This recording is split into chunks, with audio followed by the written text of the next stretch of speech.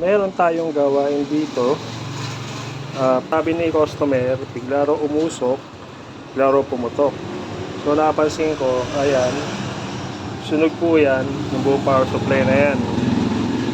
So sabi ni customer, wala raw siyang budget, konti lang. So titingnan natin kung ano yung magagawa nating paraan para mas makatipid si customer sa kanyang LED TV. Tara, umpisahan natin yan, okay?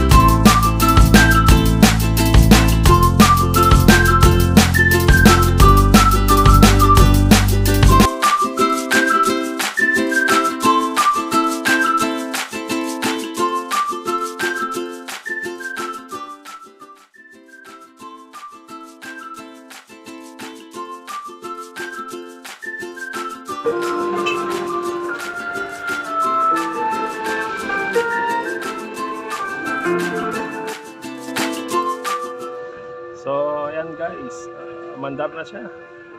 Okay na siya. Hanggang dito lang. Yun lang. Thank you. Bye bye. Thank you for watching.